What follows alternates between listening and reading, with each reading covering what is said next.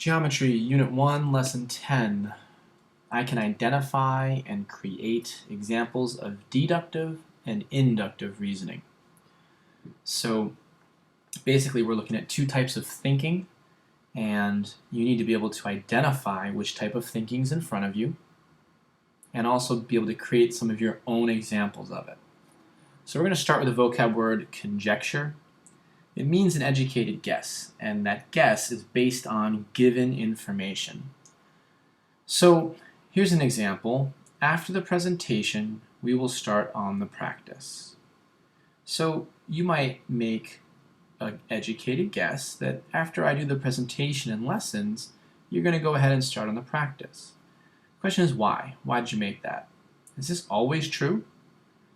I mean, the answer to that is perhaps each time I've done the presentation as a teacher, the next thing that's happened for the last 6, 7, 8 lessons has been that we've started on the practice. But does that mean it's always going to happen? Maybe that's just a pattern. Does it have to happen that we're going to go to the practice? This is what we need to think about. So we're going to come back to this idea in a second. We're going to first talk about inductive reasoning, and then we'll go to deductive. So inductive reasoning is really important to realize that we use this kind of reasoning and we base it on several examples. So you look at a bunch of examples and you kind of look for a pattern. And you use that pattern to make a conjecture. And what's really important is that you're not always going to make a true statement. It's not always going to be true. For example, what happens if I were to come up with an English example? The last 2 Fridays, we've had free dress as a school.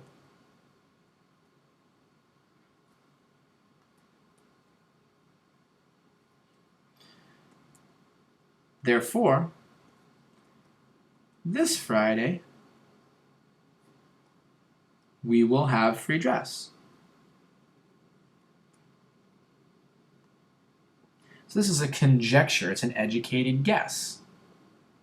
And I'm making that educated guess based on the given information. The last 2 Fridays, we've had free dress. Therefore, this Friday, we're going to have free dress. But is that always true?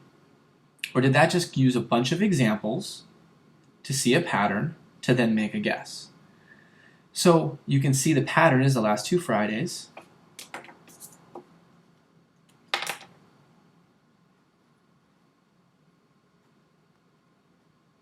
That's the pattern. Okay. And then this idea right here, this is the conjecture.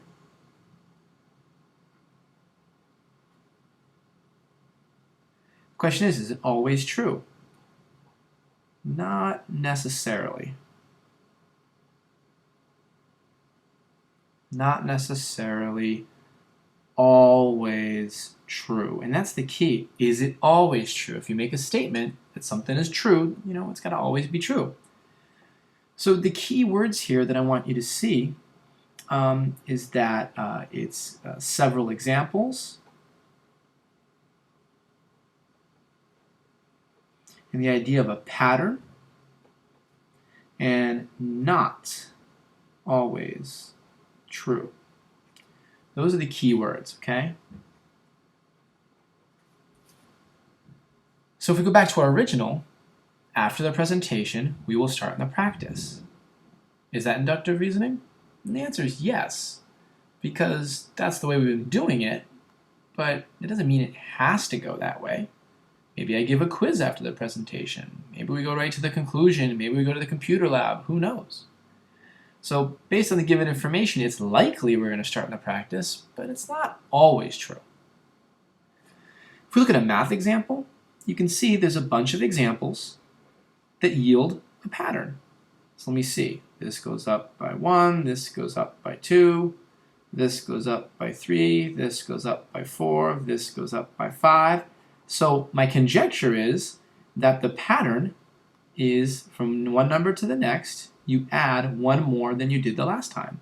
So this should be plus 6 is my conjecture. And if that's true, this would be plus 7. That would be 21, and this would be 28.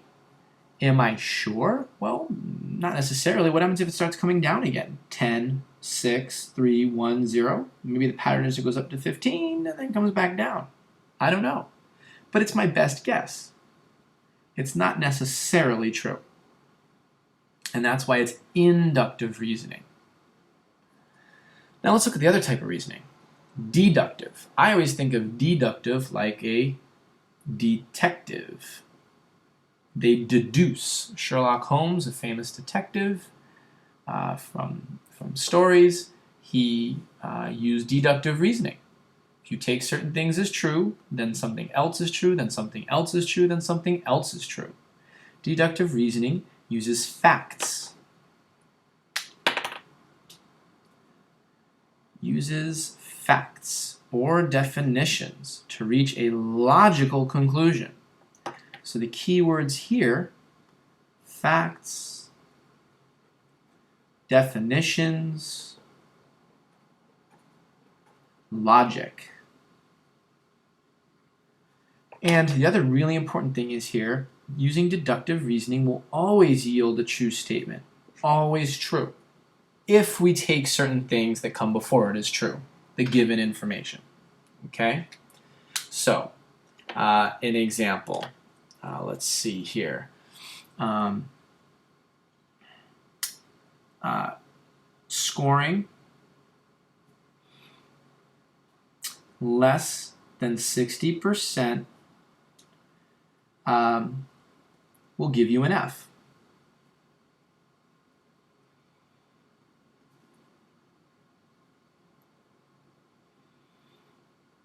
I earned an F. So, what can I say next? Therefore, I scored less than 60%. Look at each piece. Scoring less than 60% will give you an F. Even if this is something weird, if we take this as true, if this has to be true right here, then we know that I earned an F. The only thing that could be true then, according to the first statement, is that I had to score less than 60. Each of these statements logically connects to the next and has to be true based on the progression. They're facts and definitions often, and again, logical flow and always true.